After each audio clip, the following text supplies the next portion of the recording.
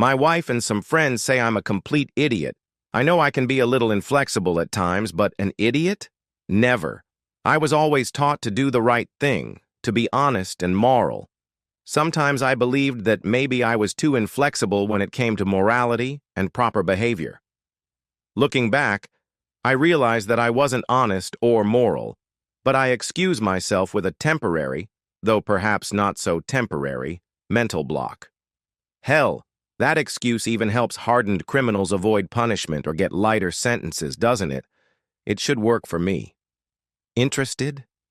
Then let me tell you the story of how I ruined my former friend's marriage and nearly ruined my own. Eddie Howell and his parents moved into the house next door to mine shortly before I joined the Navy. His wife, Janice, was a year younger than us, and my wife, Janice's sister, was 3 years younger. I didn't know Eddie very well until I returned from the Navy. By that time, he had married Janice and was very happy. I had dated Janice a couple of times before I joined the Navy, but we knew we weren't right for each other. I even asked her out a couple of times when I was on leave before she married Eddie. I believe that was when the problems between Eddie and me began. A few years after their wedding, he found photos of me and Janice in one of her photo albums. There were photos from the spring dance at the local club where I had asked her to go. It was obvious that we were having a good time. In the photos, we were laughing, and I had my arm around her shoulders. Eddie also found several photos of me in uniform accompanying Janice to a dance when I was on leave. I was hugging her shoulders again, and she looked very happy. She was wearing a dress with a low neckline and a very short skirt. I still remember that dress. I really liked it. Well, back to the story. That night we had a couple of beers, and I have to admit that I slept with her before driving her home. Damn, I was a sailor, and I guess she wanted to try the goods. I know we were both damn horny, and as far as I remember, she had a great time. I remember the night I picked her up. Her younger sister Roxy opened the door. Her face was covered in red spots, her eyes were red, and tears were streaming down her cheeks. When Roxy opened the door, I smiled and said, "Hi, Roxy, is Janice ready?" Roxy glared at me and turned away from the door. She didn't answer me, but shouted from the stairs, "Jen, your boyfriend's here!" When Janice came downstairs, I was still standing in the doorway.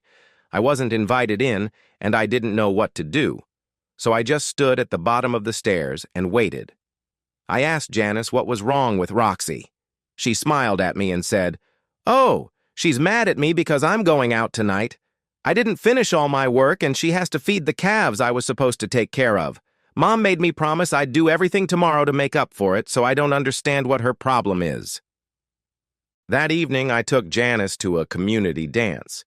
She specifically asked me to wear a white suit. I have to admit that we looked really good in that photo. Heck, I don't even know how many ladies I took pictures with that night. Many of my parents' friends asked to take pictures with me, as did some girls I knew from school. I really had a good time that night. I was even asked out on a date several times. I was surprised. 3 married women said they would be happy if I visited them while their husbands were at work. They said they wanted to show me how much they appreciated my service. I understood what service they wanted to appreciate. I never visited those married women, but I did try a couple of other ladies who wanted to express their gratitude. After returning from the Navy, I enrolled in college under the GI Bill. While in school, I worked on my parents' farm and lived 45 miles from campus. I commuted back and forth every day. My first classes started at 8 a.m., and I usually finished by noon. Since most students hated early classes, I didn't meet many suitable girls while I was in college. On Tuesdays and Thursdays, I sometimes had lab work that lasted until noon, and I met a few girls there, but none of them caught my attention. In any case, between working on the farm and studying, I didn't have much time for a social life because I lived far from college. If I didn't have school or farm work, I would go to Whitland or Wilson's Mill to play pool in the evenings. In the summer, I often went there for lunch and played dominoes with a few old men for an hour or two. Again, this didn't do much to help my personal life. Very few women went to the pool hall, and the ones who did were promiscuous. I was ready for a serious relationship, for a woman who would be faithful and devoted. I wanted to get married, not just have fun. The few women I had dated in college just weren't my type. On Friday night, I was at the pool hall with one of the guys, and he mentioned Roxy. I hadn't thought about her in ages. Hell, I hadn't even thought about Janice. This was before cell phones, so I went to the back of the pool hall and called Roxy from a payphone. On the spur of the moment, I decided to ask her out on a date. To my surprise, she agreed to go out with me. We dated all summer and became very close. I fell in love with her. One evening, we couldn't decide what to do, and she asked if I could give her a ride to her sister Janice and her husband. I didn't even know Janice was married until I started dating Roxy. We arrived at Janice's house, and I learned that she had married Eddie. He was always quick with a joke, but not too obnoxious. He was a bit of a goofball and reminded me of the TV actor Eddie Haskell from the old show Leave It to Beaver. Eddie and I hit it off, and we all had a good time during that visit. After a couple of drinks, we became very close. We became friends. I would even say we became best friends. After that, Roxy and I started visiting my sister often. The problem with Eddie, that jerk, arose about 8 years after Roxy and I got married. My solution to the problem cemented my status as a jerk forever. One day, Eddie came over to our house. I could tell right away that he was angry. I asked, "What's the matter, Eddie?" Eddie came up to me and started yelling, "You're a piece of shit. I found pictures of you with my wife. I want you to stay away from Janice. Do you hear me?" "Hey, man. I've never been with your wife when you or Roxy weren't around. What does that even mean, dude?" "Bullshit, asshole. I have pictures, and I'm telling you right now to stay away from her. I saw you hugging her and flirting with her when we were together, and I don't like it. I don't want you trying to seduce her like you used to." Eddie turned around and walked out of our house. He was so angry that he screeched his tires as he drove away. Roxy came into the living room and stood next to me as I stared at the open door. She asked, "What was that, honey?" "I have no idea. Eddie burst in here and said he had pictures of me and Janice and that he wanted me to stay away from her."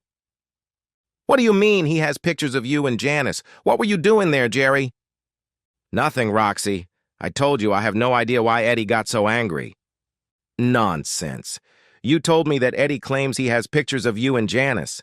That means you and my sister did something to upset him." Roxy began to cry and continued, "I can't believe you did this to me. I especially can't believe you did this to my own sister."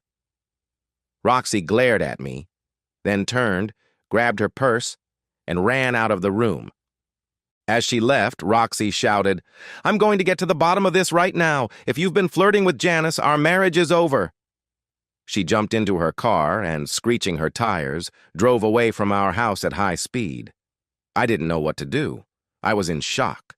I had no idea where this was coming from. I was more angry at Roxy than at Eddie. He was a jerk, and I figured it would either blow over or it wouldn't. If it didn't, I didn't care because I would never have been friends with him if we weren't related by marriage. I was very concerned, but also a little angry at Roxy. What the hell was going on? Almost 3 hours later, Roxy came home. I was sitting in the living room drinking beer and trying to figure out how to deal with the shit that had hit me today. Roxy was crying. She came over, sat down next to me, and said, "Jerry, I'm sorry I left like that.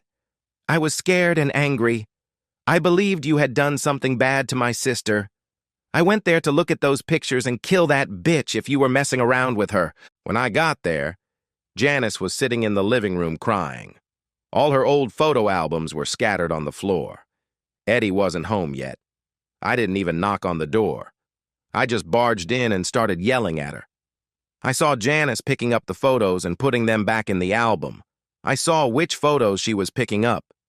"Honey, those were photos of you taking her on dates before you went to school and when you were on leave from the Navy." I can't believe Eddie was so upset about those photos. After she told me what was going on, I helped her gather the photos and we talked. Eddie came home. He was very drunk. He asked me what it was like to be married to a jerk like you. He yelled at Janice and accused her of being unfaithful because she didn't tell him she was your mistress. He wanted to know how often you had seen her since he married her. We told him never, but I don't think he believed us. He went into their bedroom and said he never wanted to see you again or it would be over. He slammed the door. A few minutes later, we looked in on them and he was asleep. I tried to convince her to come home with me. Jerry, I was afraid he would hurt her, but she didn't want to leave. Oh, Jerry, I'm sorry I yelled at you. I just remembered how you took her away when we weren't dating yet. I loved you for years and you were dating my sister. I really believed that I hated her for that.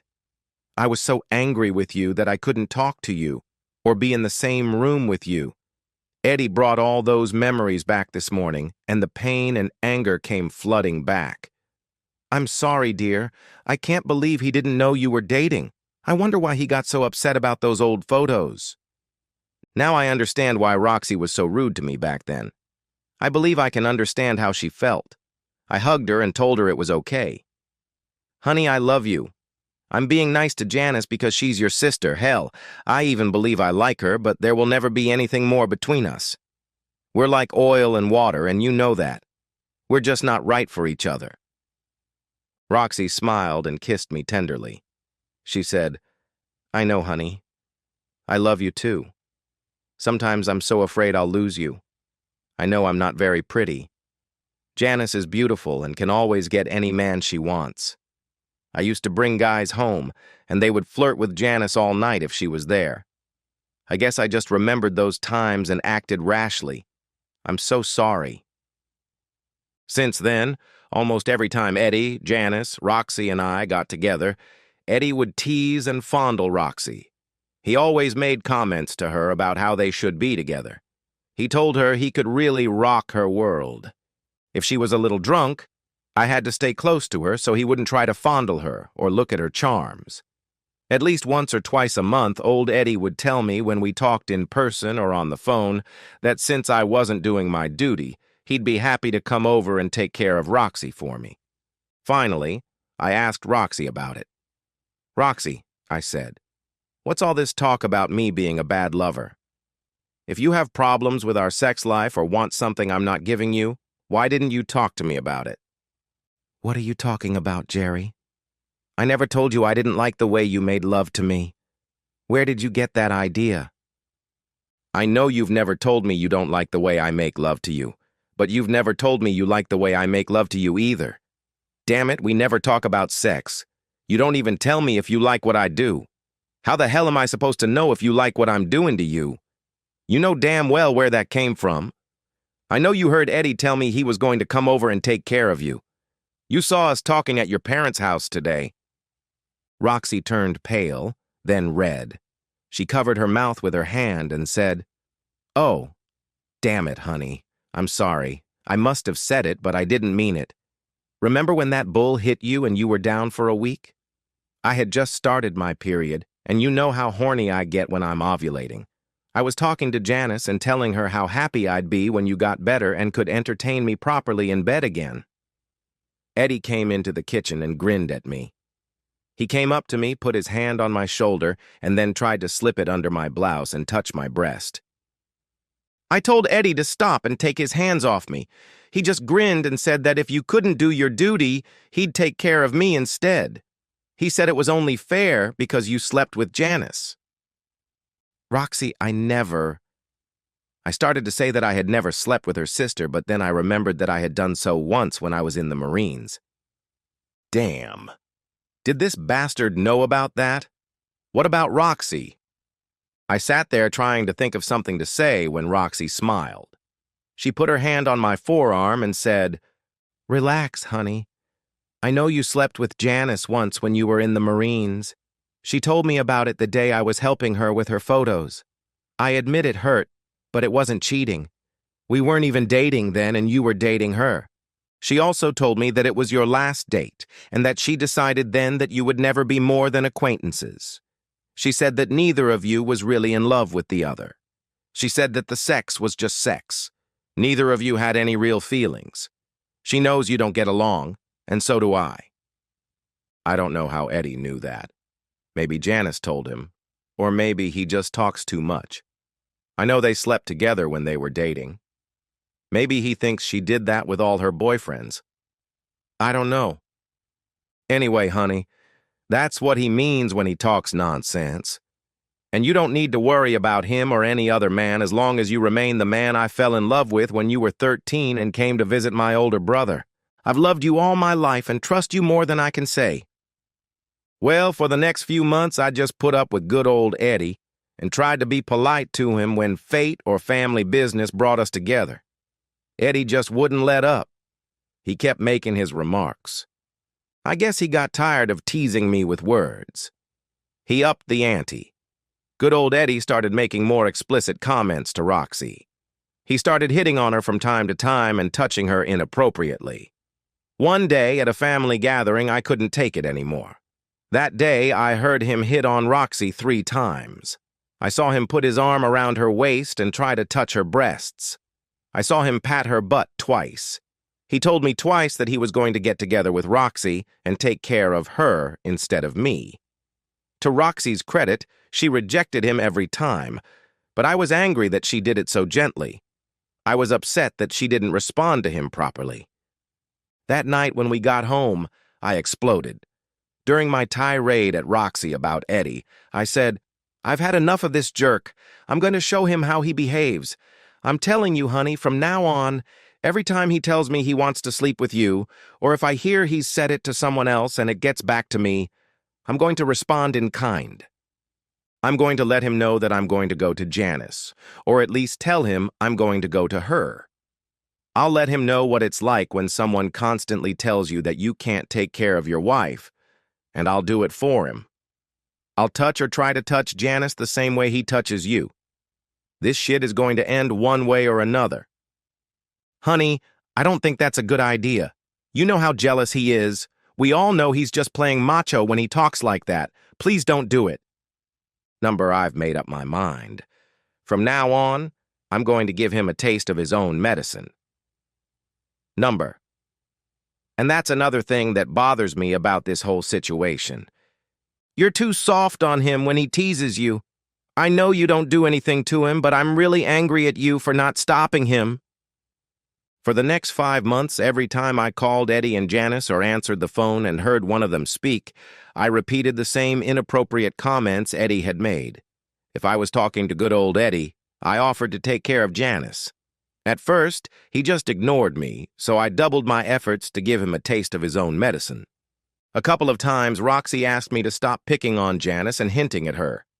Hell, even Janice asked me to stop treating her that way. I told her the same thing I told Roxy. I'll stop when Eddie stops treating Roxy that way. Hell, even Roxy's father talked to me about what I was saying to Janice. I couldn't take it anymore. I said, "Listen, Ron, I love Roxy madly.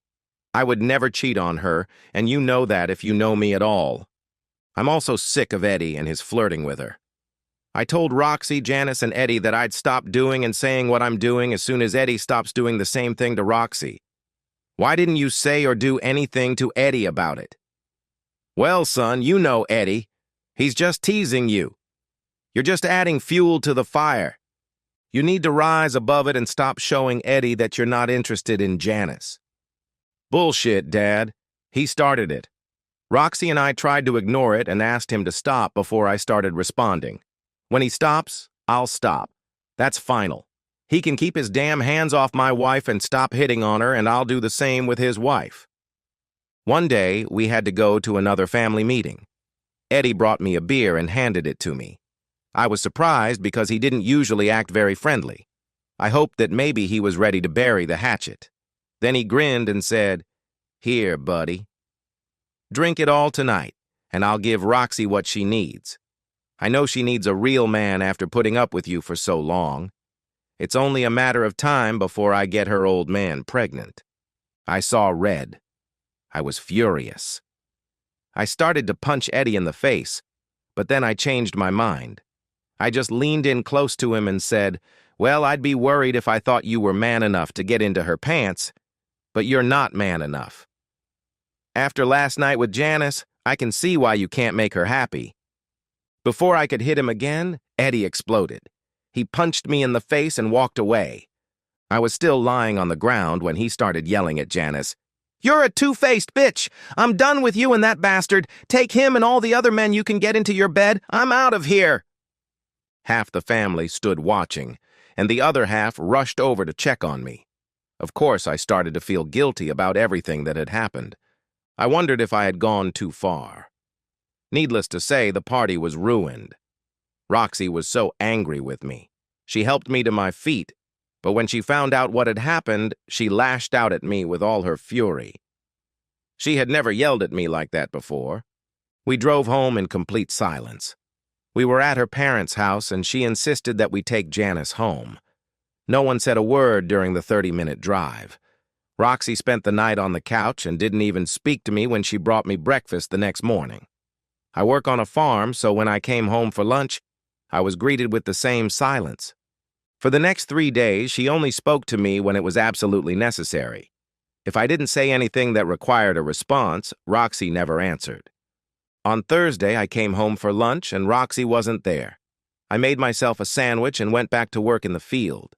When I came home in the evening, the house was dark. Roxy was still gone. I called her parents to see if they knew where she was. Her mother said, "Both girls are here." "How could you do this to them, Jerry? Roxy doesn't want to talk to you. Please leave us alone." I started going to a cafe in Old Mill in Wilson's Mill for breakfast and dinner. The first few days I had to endure a lot of ridicule. Eddie filed for divorce from Janice for adultery, naming me as her lover. She and Roxy were living with her parents again. Half the guys believed it was a great joke that I was the other man and hadn't even touched Janice's bare skin since she got married. The other half believed I had slept with Janice and been caught. Most of the women in the neighborhood were outraged that I had cheated on Roxy with her sister, or angry at me for the joke I had played on Eddie. It seems that those who had heard him tell me and Roxy that I should take care of her because she couldn't were on my side. They believed my actions were justified. Those who were upset with me believed I had done a terrible thing. I had destroyed a good marriage and deserved to suffer. Some believed Roxy should divorce me for being a jerk. Others thought she should divorce me because they were convinced that I had actually cheated on her with her sister. It was almost a month before Roxy came back home to me. The rest of the summer was difficult because I behaved like a jerk toward poor old Eddie. Eddie and Janice got divorced, and she raped him during the divorce. He couldn't provide any evidence that I had done anything inappropriate with Janice. All he had was a couple of friends who testified that I had repeatedly told him that I would take care of her because he wasn't man enough. Of course, Janice presented documents and witnesses proving that he had done the same to me. Janice also presented evidence of how Eddie had behaved towards her. She was granted a divorce from Eddie for his abusive behavior towards her. The judge was upset with both of us, the men. We both got a royal dressing down in court for behaving like children. Now, a year after the divorce, Janice is enjoying life again. I'm back at a family gathering and can't believe my ears. Janice is talking in the kitchen with her mother Roxy and another sister. "I never believed I'd be happy after Eddie kicked me out, but I have to admit that the last year has been almost perfect. I didn't realize how much his damn flirting with other women and his complaints about me seeing Jerry bothered me. It was bliss not to have to listen to his nonsense day after day. I was so upset when Jerry did what he did that I didn't even think that maybe Eddie deserved it. I just laughed at what Eddie said to you, Roxy, thinking that was just Eddie being Eddie. Roxy, I'm so sorry I let him put you through all that. I was angry at Jerry for what he did because he was deliberately teasing Eddie, but now I truly believe that I'm better off than when I was married to Eddie. I have a little less money, but I'm happy. Jerry and I still fight, and I'll never be close to him, but it's time for you to forget about that and try to save your marriage, Roxy. Jerry loves you to death, can't you see that? You're doing to Jerry what Eddie did to me, just in a different way. You need to forget what he did and said to Eddie and try to make him happy, or you'll end up getting divorced, too. I can't believe that would be good for you, considering how much you've always loved that man." Roxy was crying, and I heard her say through her sobs, "I know, but he was such a jerk." I just can't forget how he bullied Eddie even after I told him to stop. Didn't he tell you he'd stop when Eddie stopped? Honey, he couldn't fight Eddie. We were a family. You know how everyone would have treated him if he'd picked a fight with Eddie. He did everything he could to protect you from Eddie's hurtful comments. I know it hurt me in the end, and I know I was angry at him for bothering me, but he never did anything to me that Eddie didn't do to you. By the way, Roxy, why didn't you tell Eddie off for what he said and did to you? I don't know, Janice. Maybe because I liked it. I didn't like it, but I liked that Eddie kind of wanted me. I would never have let it go any further, but to be honest, his words didn't bother me as much as they bothered Jerry. So there you have it, folks. That's how I became known as the idiot, and how I almost lost my marriage because of the idiot, my ex-boyfriend. Do I regret what I did? No, not really. I was tired of his nonsense. I'm sorry I upset Roxy and damaged my marriage a little. I guess I even feel a little sorry for Janice. But to be honest, I don't really like her, so what does it matter? If she weren't my wife's sister, I wouldn't give her the time of day. I'm still a little angry at Roxy for her role in all this, but Janice is right about what she said. We love each other to death, and we need to heal this wound before it gets too deep and incurable. If Roxy doesn't take the necessary steps soon, I'll probably have to find a way to get us back together. I really wish things could be the way they were before that jerk Eddie started stirring things up.